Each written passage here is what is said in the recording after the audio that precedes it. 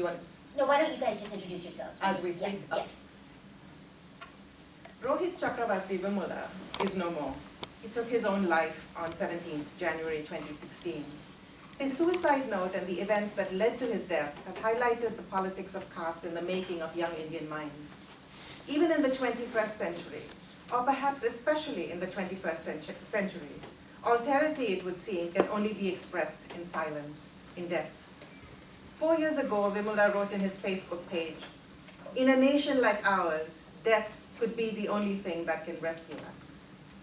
Gayatri Spivak, in her famous essay, Can the Subaltern Speak?, in theorizing the act of widow suicide over a century ago, reminded us that in India, alterity can only be visible in death, in silence, in oblivion. Over 100 years later, here we are again in Rohit Vemula's death, silence, oblivion. Yet in his death, he did speak, leaving behind an extraordinary suicide note, one that reminds us of what we have lost. This lover of science, stars, nature, a student who came to study science from a desire to change the world through science.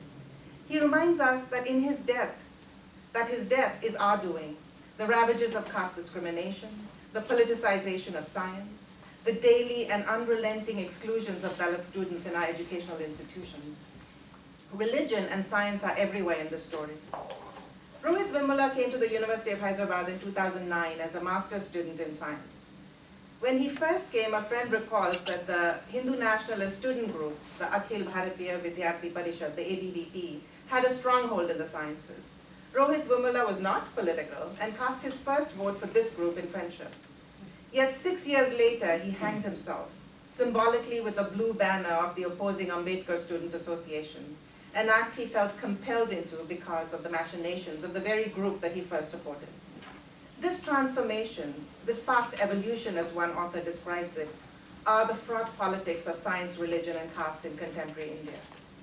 The 6 years in university document the growing politicization of Rohit Vemula, noting the daily inequities, the countless injustices that chip away slowly at the young psyche of what a professor describes as a young man who is soft-spoken, intelligent, and built for scientific research.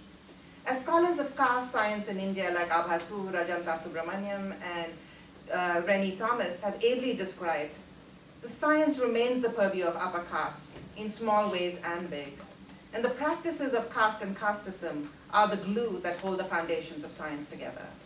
Science is no abstract pursuit of objective knowledge, but locally instantiated and materialized through the politics of identity in flesh and blood.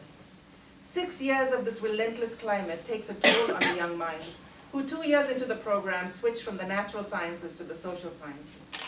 In 2012, in an online post, he declared himself to be a small-time sociology student with uncontrollable reactive reflexes, smiley face. Psychologists of oppression will recognize in Rohit Vemula's note the aching tragedy of living in the margins, the fissures that such relentless alienation creates in one's psyche. "I feel a growing gap between my soul and my body," he said. "I have become a monster," he declared in his suicide note. But what finally appears to have precipitated the suicide is not only the growing alienation of the daily inequities, small and large, but rather the strong arm of the institution, the state, and the power of Hindu nationalism, leading some to call it an institutional murder. Unproven allegations by the student leader of the ABVP led to Rohit Vemula's suspension, eviction from his living quarters, and withholding of his monthly stipend for over 6 months. Rohit Vemula was one amongst a group of students who demonstrated against the ABVP in the screening of the film, as Ajanta enumerated.